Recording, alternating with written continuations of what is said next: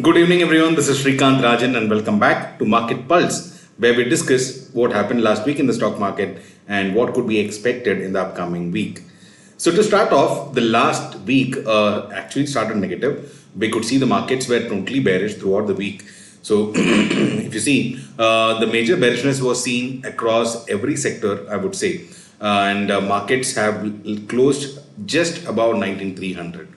So what are the reasons? What led to it? So to start the week last week, we had the economic data coming in from China. So mainly the negativity came in from China, where they told that their loan books have gone down. That means people are taking lesser loans, or people are not getting loans in spite of China trying to push in liquidity into the market.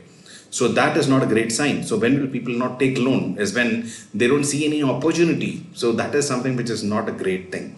Now, many of you might think that this is a great positive for India, that, China is seeing a degrowth. So India also, all the growth is going to come to India.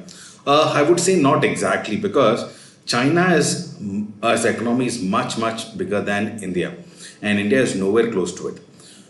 Yes, some portion of China's opportunity is going to come to India, but this big degrowth, if it has to come, it is not because of opportunity moving to India, but it is because probably the entire globally, the demand of products have come down slightly. So let me bring the scenario clearly to you. So, all global markets were actually fighting inflation levels. So interest rates went on going higher. Now, when interest rates goes higher, the two major markets which always get affected is, first one is the home or the real estate market, and two is the automobile sector, because these are two sectors which requires a lot of funding, is it not? So when these two sectors go down, especially when interest rates are going up, these sectors are interconnected to many other sectors. So what happens is, overall, there is a degrowth seen because of this inflation going up, sales going down. So with all this, even if you see latest, if you look at the Apple iPhone sales have actually gone down. So overall, globally, there is a sentiment of, slowing down. Now, we can term this something like this. During the corona, when the markets actually fell down so much, globally people were all closed in their homes. From there, when the market just reopened after all the lockdown, everything was out, the markets actually, or people actually were crazy moving out. They wanted to buy new things, because imagine when during the lockdown, who would buy new clothes, who would buy new phone? It's not, when job certainty itself is not there, people will not spend much. But after that, when it opened, and especially when it opened, the demand for IT sector and few other sectors went up so high that their income went up very high. Now, all those people, if you remember those days, we used to discuss in our MPI Invest meetings about how IT sector went with the high cost hiring, and that actually led to a big, inflation also. So these people who were spending so much those days are now under control, because if you understand, most IT sector companies are getting laid off, or if they have a job, they're concerned about their future income. So this is a cycle. So just understand, from corona, market came down, the consumption of products came down. After that, when the lockdowns got over, the consumption had a big high growth, which actually had a huge demand globally. That could be the automotive sector, that could be holidays, that could be the people touring around different places, hotels were getting overbooked, people doing all those crazy purchases which was kind of long pending. So all those things actually gave a big rally upwards to the market. Now from there, it was slowly declining after the inflation went up and the government started controlling, the central bank started controlling, then the people's consumption started reducing. So at this point of time, we are probably seeing, I'm again telling you, we are probably seeing a global degrowth at this point of time. So this, because China, like any movement to India will not just reduce China by so much. So this is a global concern, is something that I would say at this point of time. So if this is the case, again, these are just my analysis of the market. Don't quote me anywhere, but this is something very important to understand, that this consumption now has to come down, settle down, and a healthy growth will again start. I hope you're understanding the phase, right? So there was a sudden rise up of demand. From there, the markets will come down, settle down slightly, and then there'll be a healthy growth that would actually start. And that is, of course, on the lines. Now, when will that happen? That is the question. I'll answer that in a while. Okay, so these are things that happened last week. So China degrowth data, I wanted to spend some time on this because I wanted to understand the importance of China's degrowth. It is not just a simple degrowth just shifting to India. Like, of course, a lot of media people would say that funds now will come to India, so stock markets are going to rally up. All that is different, but this is a global situation which we need to understand. Okay, so apart from that, if you look at the market last week, European markets were kind of flat. Inflation again actually went up slightly. Now that is also one more point I want to clarify. Now, inflation going down and going up. What is this compared to? So if you remember last year, US was close to, the inflation went up to I think more than 6% almost, right? 6 or 7%, around 6%. Now, what is the 6%? It was compared to the previous year. Agree? Now, when the inflation has come down and it is coming at 2% or 3% in the US, does that mean the prices of products have gone down? No, they have still gone up, only at the rate at which it was going up. Last year it went up by 6%. This year, compared to last year, has gone up by 3%. So that means inflation is still going higher. Prices have still gone up only. Prices have not come down.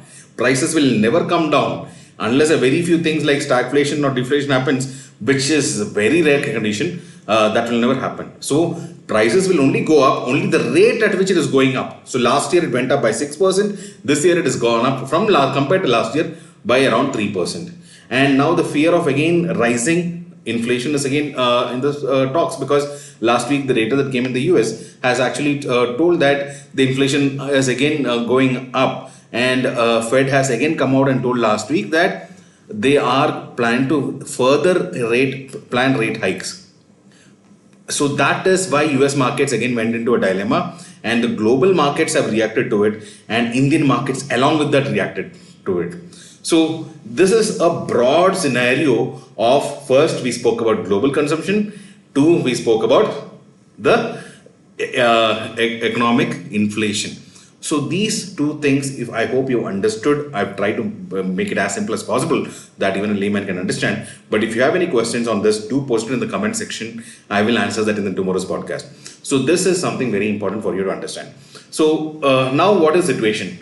First, we spoke of global demand consumption that has come down, which has kind of come down, and it will settle and start going up in some time. Second one, we spoke about inflation. Inflation came down slightly, but again, it is not reducing. It doesn't show sign of further reduction, right? Now, third thing is what we spoke about, the fear now of the future. Now, what can happen in the future?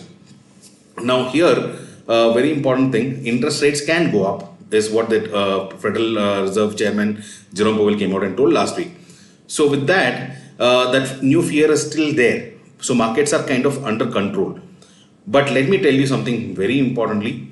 With my experience in the market, this is almost the end of the cycle, end of the interest rate hike cycle. They may do 1 or 2 or 3, I don't know. But there are very low chances that interest rate hikes will happen the next year. That is 2024. Okay. So if that is the case, the markets are going to be kind of little cool till that happens. That is global scenario. Now coming to Indian scenario, now October onwards, all the election heat will start. So that also will come into picture. So again, markets will kind of cool down slightly. So this can be seen as a accumulation phase. Yes, accumulating good investments, could be mutual funds, could be managed portfolios, small cases, or PMS or AIF. But this could be a great time. Now, why I'm telling that? So this consumption, first we discussed, is now expected to settle down and start having a healthy growth further. First one. inflation at some point of time will peak out, and that also will come into control, majorly because now the global consumption is probably reducing, right? Third, in a phased manner, the interest rate hikes also will stop at some point of time. Now, when these three things are settling down, what can happen? The market will again see a rally. Now, unless something big negative like Corona or some new challenge comes in, or Russia war comes in, the markets are not going to see a deep correction. But I feel market has had a decent correction at this point of time. Markets are kind of little oversold at this point of time, in the US market especially. So that, and one important thing of course is Indian stock markets have been resilient. They have not fallen that much as the US market or the European market. So even the Chinese market is in big trouble. They've also fallen big. So India has been one of those very few economies in the world which is still stable at this point of time. So with all these things, markets are going to see some good movement. And this last spurt of positivity that came into the market last few months, have actually brought in again a lot of new investors into the Indian stock market. So SIPs and mutual fund investments have hit a record high again. So Indian economy also is seeing a good growth. In fact, last week the RBI report that came in told that Indian GDP has seen a healthy growth in the last quarter results that came up, right, in India. So these are all again things which are very positive for India. So this global concern will soon settle down, and that can spurt a rally in the market. Let me tell you again, I am not a SEBI registered analyst. I am telling my personal views with which I am investing into the market. So if you feel it is beneficial to you, take it. But listen to any number of people and have your final decision yourself. But this is my view on the market. You getting my point? So this is something very important for you to understand. So at this point of time, all these small things are only fears in the market, which I am looking at as an opportunity to invest. And that is something which, and I've told you the reason why I am seeing this as an opportunity to invest. And I'm also telling you the reason why I'm expecting the growth in the upcoming few months and years. So when that consumption settles, China will also start developing, though India's rate of growth will be higher than China probably at the time. That is first thing. Two, when Chinese market also starts going up, global consumption also starts going up, metal stocks will start going up. So metal prices also will start increasing. So metal stocks will start going up. Now, when all these things happen, naturally the service industry will not stay put, and that is when the IT sector also will start rallying up. In fact, if you see, only the big large cap IT sector is still in the weak sector, but if you see most of the mid and small cap IT sector companies, already they are near the 52-week highs. Forget 52-week highs, most of them are even close to their all-time highs at this point of time. Examples, Ensartec, Persistent, Coforge. So these are companies which are already there. Only the large cap companies like Infosys, TCS, Wipro, these companies are much below their top highs. So this simply means that Indian markets are resilient at this point of time, and growth is definitely coming into the picture. And that's exactly why I'm very positive on the market, and that's exactly why I am invested and continue to stay invested in the market. Only those people who fear short-term falls are the people who stay away from the market and they never make money in the market. But those who stay invested are the only people who see the lows, are the only people who will make money when the market goes up. Take my word for that. Right? So this is the scenario at this point of time in India. So now these were the long-term things that we spoke about. But then coming to short-term, coming to this week specifically, we've got 2 more weeks, 2 more expiries in August of month. So markets are continuing at this point of time. If you see on what happened on Friday, very small institutional buying and selling, right? In fact, the DIS have actually bought for 339 crores and the FIS have sold for 266 crores. So it was not a big buying. But if you see what happened on Friday, the markets were falling. It went to a low of almost 19,252. And from there, a rally in the last few hours and closed above 19,300. So why is this happening? This is because of the huge retail participation at this point of time. I have been in the market for so many years. I have not seen this kind of volatility in the market because today the retail participation is getting stronger in the Indian market. And that is a good thing, in fact. But then, of course, a lot of people are not really knowledgeable about the market at this point of time. which is kind of creating this volatility in the market. That is one. And two, in lot of funds coming in through mutual funds, and that's another reason why things are going up. Now let me come to the last and foremost important point why markets can go up. With this, I think we've discussed earlier, but let me repeat, but this is a very strong point. The median age of a population of India today is close to 28 at this point of time. Now, 28, just go back to your career, 28, at the age of 28, what were you? So, I'm talking about people who are probably successful right at this point of time, at the age of 38, 40, 45. Just imagine your condition at the age of 28 or 27. It was not, your career is just getting set, you're trying to go further up. So that is the situation at this point of time. At this situation also, we are seeing so much fund flow coming to Indian stock market. That simply means that the markets are going to see even higher fund flow as this median age population goes higher from 28 to 30 and 35. So it means next 7 to 10 years is going to be the next strongest fund flow coming to Indian market. When all these funds are coming into the market, I am telling you, Indian stock market has no other place to go but go up. There might be temporary falls, there might be temporary breakdowns, but then the overall scenario for the future looks really positive. And that's exactly why I am invested in this market, right? So this is what I had to say. I know it's pretty long today, but then these are few things which I wanted to make things clear to all of you. And my conviction on the market is really positive. So yes, I think if you have any questions, you can of course put it in the comment section. We'll answer that tomorrow. But as of now, coming to this week, we don't have any major things coming up in this week, except I think there is a Federal Reserve, Chairman Jerome Powell speaking on Friday. That is after Indian markets close. That is one. But one very important point which I am looking at is Jackson Hole Symposium. Our MPA members who are old will know this. What is Jackson Hole Symposium? For members who are new, let me explain this. So this is something that happens at a place called Jackson Hole in US, where people from Central Bank of global countries, all countries, meet and discuss about their economic decisions and their future economic decisions. So that is something which I'm looking forward to. So that is going to happen on next Saturday in the US. And there will be representatives from almost every country in the world, and that is a very important scenario.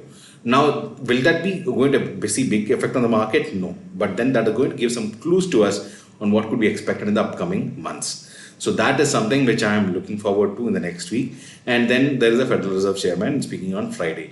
But both these things are coming only in the weekend, so nothing in the week throughout, unless there is some news that could come and spike the market. Then tomorrow there is a Geo Financial, I think the stocks have actually listed, but I think the pricing finally might be finalized tomorrow. So that is something that we look forward. And tomorrow Reliance also is going to be a dividend. I think the dividend date ex-date is tomorrow for Reliance. So these are a small thing to be looked at. So if you see last week entirely Reliance is one stock which is kind of held the market. So will that see some weakness? I don't know. So temporarily there might be some weakness in the market. So that is completely okay. And the range that I'm expecting the market to expire this week is from 18,900 to 19,500. So this is my expectation for this week. We will narrow down, and also we'll narrow down our range as the days go further. But however, the markets are going to be volatile as long as retail participation is going higher, and nothing to be worried about that. But probably it is only time to build a strategy to trade at this point of time. But otherwise, I would say if you're a professional, working professional, just simply stick to investing. And if you want the right guidance for investing, connect with us. We will help you. All you need to do is send us a WhatsApp message on this number. We have a beautiful community of investors who meet regularly on a weekly basis. So yeah, after this podcast, we go for the meeting and we discuss about what's our strategy to invest. So if you want to be the part of the community, it's very simple. Just send us a message and we'll be a part of this community.